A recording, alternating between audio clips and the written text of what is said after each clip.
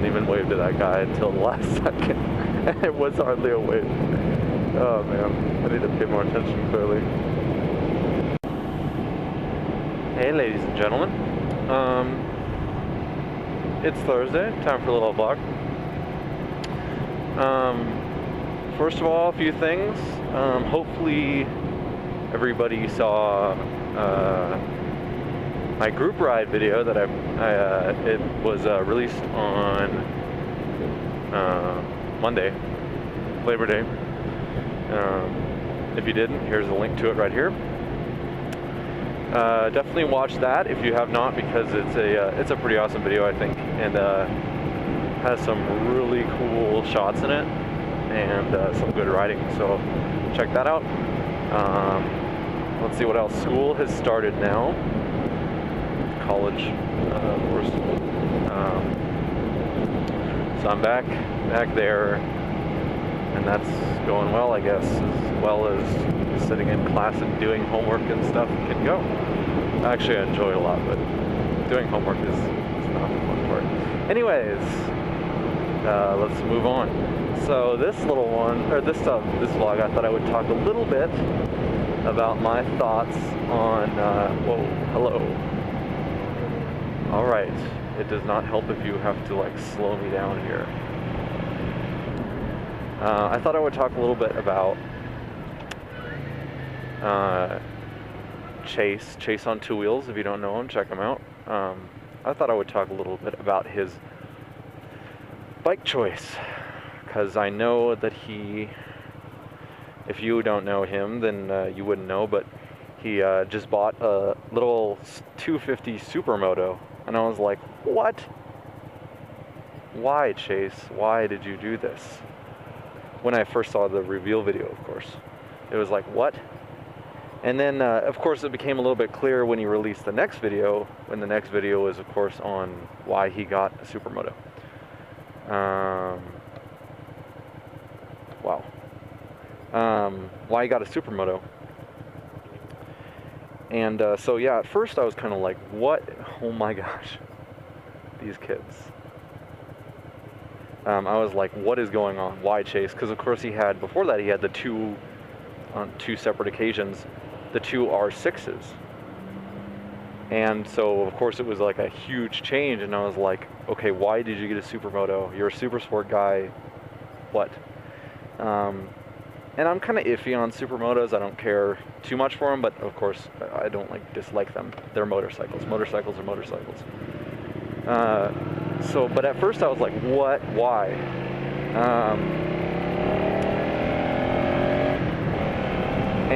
Because I really didn't, of course, I don't know about other people, but I really didn't expect it to go that way. And then when I watched his video on his explanation for why, it made a little bit more sense. And I understand he was worried about the financial, oh gosh, school is getting out right here. Worried about the financial situation with insurance of owning a R6, because I know super sports, the insurance goes way up when you get a super sport. On my bike, which is a 650, it's not a super sport. It's like a sporty bike, but it's not a super sport. My insurance is like 60, maybe, probably less than that per month, where it's a lot higher on a super sport, of course. So when he talked about, how with his current situation now, he wasn't sure about affording the insurance on an R6, I kind of understood that. But what really got to me is when I first saw it, I was like, why did you get a 250? Compared to a 600, that's a huge step down. And of course, a Supermoto is a lot lighter than a super sport is, so that makes sense. I mean, it's less power, but it's also less weight, so, But I was like, you went from a 600 to a 250. And then, Chase explained in his explanation video that he wasn't planning on having the bike for that long. And he was talking about, how Okay, you guys are stopping, thank you. Talked about how he was only planning on owning it for a short period of time until he got into the position of owning a 600 again. So then I was like, that kind of makes sense, might as well have a smaller bike. If you're only planning on owning it for a few months, you might as well not spend a lot of money on a larger bike, for only to own it for a few months.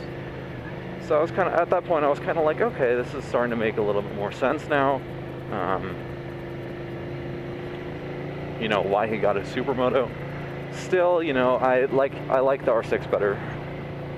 No offense to any Supermoto people, but I like the R6 better, and I'm not even a huge fan of super sports either. Although I've had the craving recently to get a to ride a super sport, an inline 4. But so yeah, a little bit there on my thoughts about this whole dealio. I was gonna say something, and I just forgot.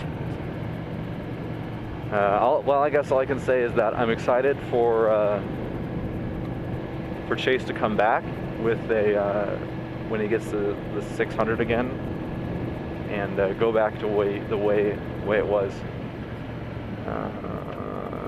Main Street ends. Okay, I don't know what I'm doing right now.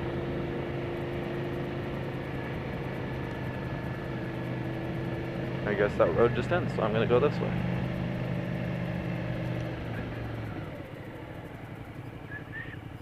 Yeah, this is the road I wanted.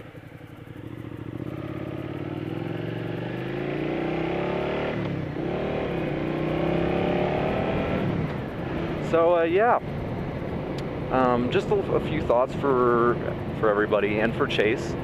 Now that I, like I said, at first I was like, what the heck is going on? And then after watching the explanation video, I'm a bit more understanding, and I'm kind of okay with it. So I still love you, Chase. I know, I guess you were kind of talking about how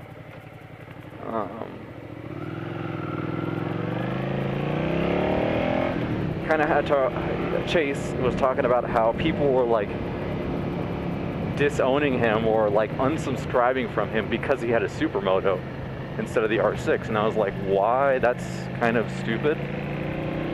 And of course, that's kind of stupid to unsubscribe from somebody just because of the bike they're on. I mean, it's not about the bike, it's about the content of what they say.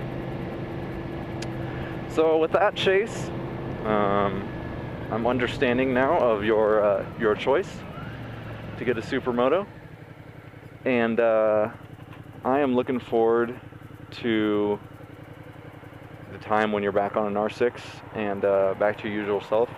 Well, not that you're not, of course, but you know what I mean. So until then,